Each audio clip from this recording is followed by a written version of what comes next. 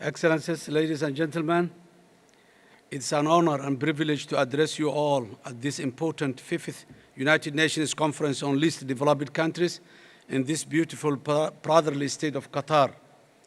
Indeed, we must ensure that the use of this opportunity to truly reflect and act together on these policies and strategies that can accelerate sustainable development in places where international assistance is needed the most, and to tap the full potential of the least developed countries so that we pave the way for progress and prosperity of our people going forward.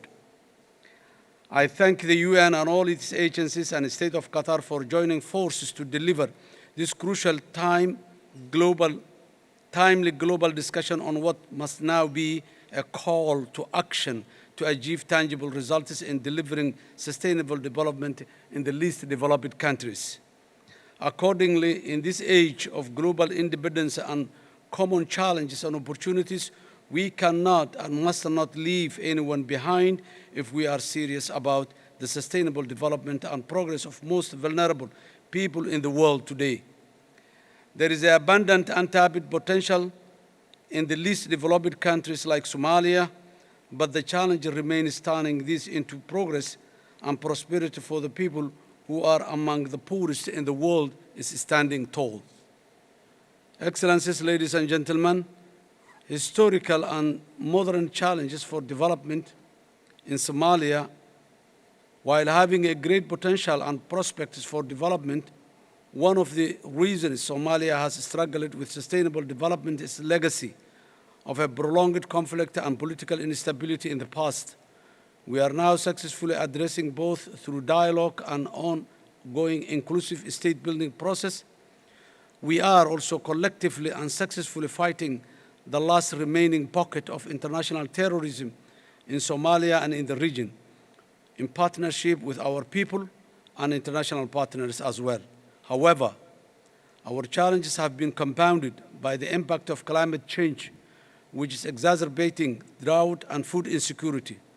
This requires urgent and better coordinated global response to mitigate and adapt to in order to ensure lives and livelihoods of the most vulnerable in our country is protected.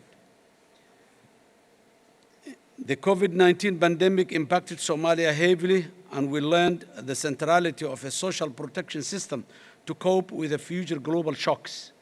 Accordingly, we are working tirelessly to grow the economy, create jobs, and raise domestic revenue, but there is not yet the strong financial social safety net that other developing nations have enjoyed. However, there was and is a strong sense of community, resilience, and burden sharing like in most of other least developed countries that helped us cope with the COVID-19 pandemic. This sense of community must be recognized as a strength and acknowledged in the design of all international development projects through prioritizing local needs, expertise, and job creation as emphasized in Somalia's National Development Plan. Indeed, this is the most effective way to ensure developmental impact and strengthen the social protection in the most vulnerable communities across the least developed countries.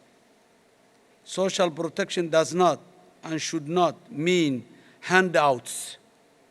It is about creating opportunities for self-respect, dignity, and sufficiency which build on the existing communal resources and resilience. In Somalia, we are determined to make the leap from simple potential to prosperity in a manner that benefits our people and play to our national strengths. We are already working hard in national economic reform program to achieve debt relief through the highly indebted poor countries initiative. And once this is achieved, we seek to rely on our capacity to trade as a nation to achieve prosperity. Somalia is a resourceful, rich nation with one of the longest coastlines in the world, fertile and arable land for agriculture and livestock, as well as a strong tradition of trade, in all goods and services across the region and the world. There is also a strong digital connectivity across the society, and a 2 million plus strong diaspora are playing their part in rebuilding our nation through remittances and investments. There is a clear, huge potential to be innovative in providing education and creating jobs for the whole population, including youth, girls, and women. If we can harness the potential of our country and the entrepreneurial spirit of our people while continuing to increase domestic revenue mobilization, public financial management reform, and good governance. Technology also provides a cost-effective and accessible opportunity to leapfrog in financial inclusion and key public service delivery, especially education, public health, which are vital for human capital development in any country. Excellencies, ladies and gentlemen, Somalia is making tangible progress today thanks to its resilient people and international partners who continue to stand by our side as we strive forward for a better future. In this regard, I urge that all manner of effective partnerships to deliver results be strengthened further in the near future. We must all learn from each other's development journey, success, challenges, and opportunities. We must also abandon silo thinking and dominant narrow institutional project-oriented action to achieve the least developed countries' ambitious developmental goal, which is clearly laid out in the Doha Program of Action for 2022-2031 in a timely manner and change lives. In conclusion, the Somali government welcomes the Doha Program of Action for the least developed countries, and we will work closely with our people and partners to ensure that we deliver its commitment for the betterment of the people. I again thank for the United Nations and the State of Qatar for providing this august opportunity for the least developed countries' issues and challenges to be addressed. I thank you.